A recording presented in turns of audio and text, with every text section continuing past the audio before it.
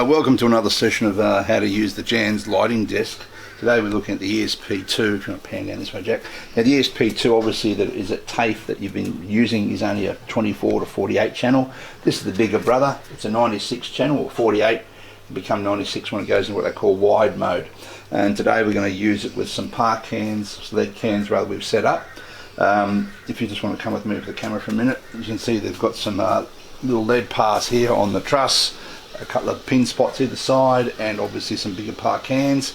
This is just to give you a demonstration of what you could use for a show, and we've got a few lead pars on the floor as well. Good. So in our little setup here today, I'll make like there's an imaginary stage where I'm standing as if I'd be a really small person. There's some par cans, lead cans either side, some leads at the front, and I've got a couple of little pin spots just to be solos. Now you've noticed how I've run the data lead today, the power leads, nice and neatly as you would for a show. The data comes out of the lighting desk, basically goes along here to this par can, lead can, then to the next par can, then up the lighting tree. Now that's one way to do it. I could have run it up and down the lighting tree and messy. In some shows we probably even would have split the data, go one way and another. But because it's nice and small today, I just thought I'd do it one little system. And the lights could be in any order. The LED lights can be in any order in the daisy chain for the data. It doesn't have to be in a particular order, but after about 15 to 20, you might want to put a booster in for the signal for the data to be good for the lights. So what we've done with these lights, I've addressed them on the lighting desk over here. So we'll just come in the back of the truss here for a minute. So on all these little lights, as I showed the other day, there's a little touch panel, and this one is an address, digital one. Obviously there's the old style, which was the binary switches, but this is really easy. Address, push that, address 013, which means this light is controlled by channel 13 onwards on our lighting desk. Now I want to leave this light for a minute. And so this light, this par can, is channel 13. So on my lighting desk I've got channels number 1 to 48, and this is in wide mode now, so this goes 47 to 96. Actually the numbers are written down here in the small letters. So this light is on channel 13. Now I know this light has a certain number of features, so channel 1 on this, or the first channel on this, is the dim feature, and then we have red. I'll bring our yellow slide up master. Red, green and or blue, and we can combine any colour, as we know, to make any combination of those three colours. So what I've done today is that rather than have every light on the same digital address, I've addressed them in different areas. So that I've called can number 1. I had to give it a name. So it's called can 1. The one next to it, surprisingly, will be called can number 2. Then I have a floor can on my stage right, and also have a floor can on stage left. Now luckily these are all set up the same. We have a dimmer channel, red, green and blue, dim, red, green, blue, dim, red, green, blue. You'll notice I've also put an X on some of those, which is the 6th channel these units use. If I run that one for a minute, as you can see, it does its own automatic patterns and stuff. That's doing a sort of fade from purple to red, etc. at the moment. You can't see in daylight, but I've made them as X. In other words, don't use them. X don't use, or if you want them as a crossfade, X can be the crossfade. You put them in, just a look you can just put on for a show. You don't have to touch anything, the lights will just change automatically. Fantastic. Now the other lights we've got here today is our pin spots up here, and again I had to get the manual for these because every light's a bit different, as you know. So they have a dim channel, then they have again a red, you can see the red on the wall there, a green, a blue and a white feature. They also have the cross-fading feature, and I put that on again, it just cross-fades from one colour to another by itself automatically, depending on where I put that speed on the cross. So if I wanted that, but predominantly on a show, I'd use something like a pin spot, or bigger than a pin spot, to highlight like a guitarist or a keyboard player or drummer when they're doing their solos. You may use pin spots for effects, but realistically for a solo, for a keyboard player or something, you need a bigger lighter profile or something like that. Okay, so now we're going to talk about is some of the features of this desk. Now I know at college the other week we did some very basic playing with the lights, making things. Today I'm going to show you how to record a scene. So this desk has got, as you can see, scene masters. It has plenty of scene masters, and it has in its computer memory 10 pages. So even though it says there's 24 scene masters, I can go on 10 pages of these. So 240 scene masters I can record a look for a show. But say for example, let's keep it simple. Let's say the band walk on the stage and they want a blue effect. So really simple. Let's go a bit of blue, on one part can, a bit of dim, a bit of blue. We'll get a bit of floor can in there as well, and a bit of blue. So there's our nice blue wash on our stage. Now to keep this really simple, we're going to record this as a scene. It says record, let's give it a number, scene number there. And if I take that channel master down and I go bang, there's our blue look, okay? So if I just wanted a blue wash on the stage, rather than being an octopus with fingers everywhere, I just go bingo for that. Now say the next scene, simple one, red. So again, I just take that scene master down, let's go record red, take the blue down, red, blue down, red, blue down and red. There's our red wash from the cans on the side and the cans on our front of house bar. Let's go bingo, record it, red. And then if I play that back, there's our red wash. Remember our blue wash was there before. You can play with them together, you'll get purples, you'll get all sorts of different colours, combinations, okay. We've got blue, we've got red, what's left is green obviously. So very simply, let's just go change the red out, green in, red out, green in, red out, green in, red out and green in. And again we've got our nice green wash on our stage from the cans on the side in the front of house. Again we'll record that. And green and there. So now what we can do very simply is our blue wash up. We can add a bit of red into that, make it purpley. We can add some green to make it almost white. We can take the red out, get some yellow look. Now notice some of the cans started flashing it down a bit because what they love to have is their dimmer up all the time. It's one of the quirks of lead cans. So if I do that though, we'll get nice clean colour transitions. It's a little trick. So sometimes I record the dim master as just a solo scene master and it's up all the time. But as you can see now, if I do some lovely scene colour changes out there by using my red, green and blue, which I've assigned my colours to, it's a lot easier than doing fingers everywhere. So that's how scene masters can be used. Now if you really want to get crazy with it and make like a little chasey thing, you can use the flash masters, which you know you've done at TAFE. And again we just take those down. So you can just have our play the piano, which is all very nice and easy, but after a couple of hours this is a concert, you might get rather bored with your fingers.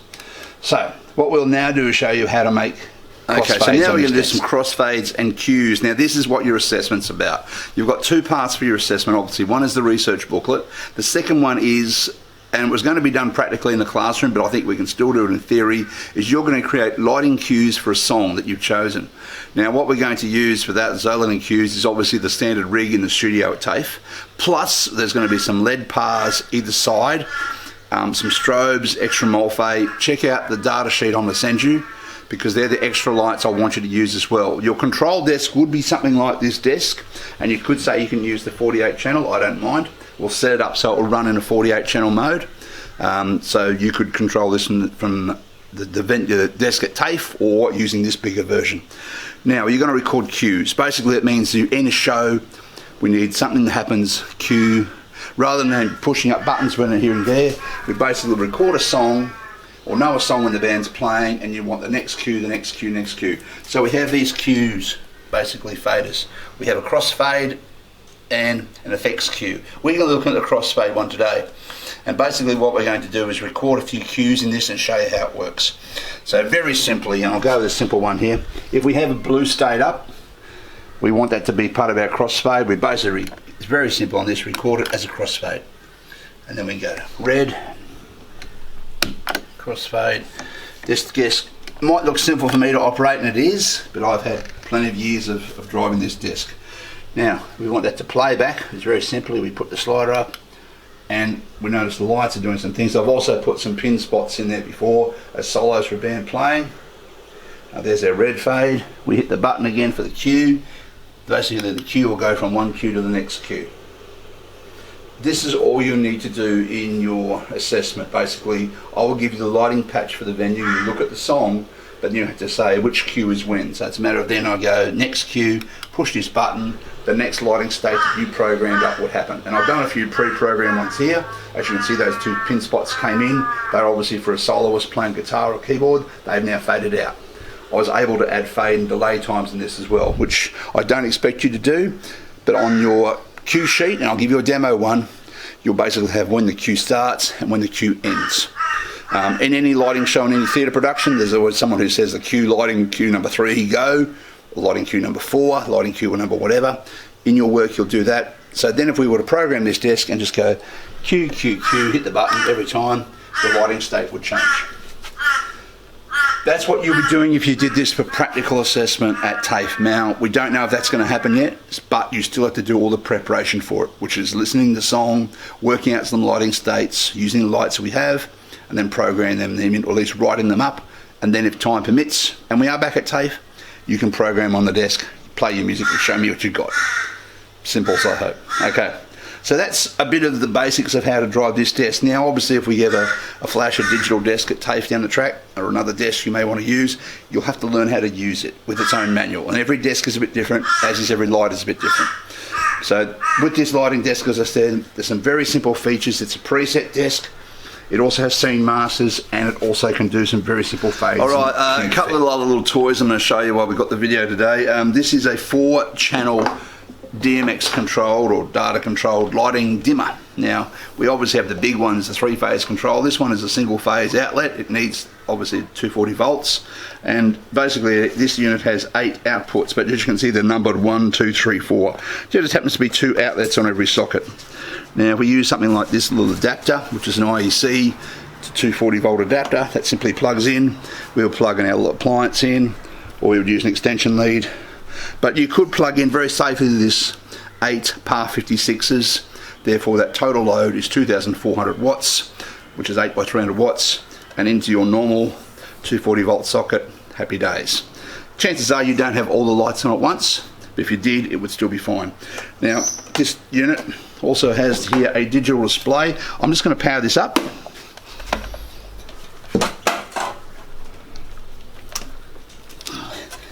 And as you can see, it tells what it's doing. It has different modes with this. Again, we have an address mode for data address. I can address it to any channel on my lighting desk. Remember, this would take 4 channels of control to operate whatever channels I want to set it at. It was channel 5 or channel 1, doesn't matter. This unit also has some automatic modes. It has some preset chasers. As you can see, it's doing these. And you can adjust the speed. So this unit by itself could actually, you can see it's changing lights all by itself automatically. Doesn't need address to drive, it can be standalone. So it's a good little toy.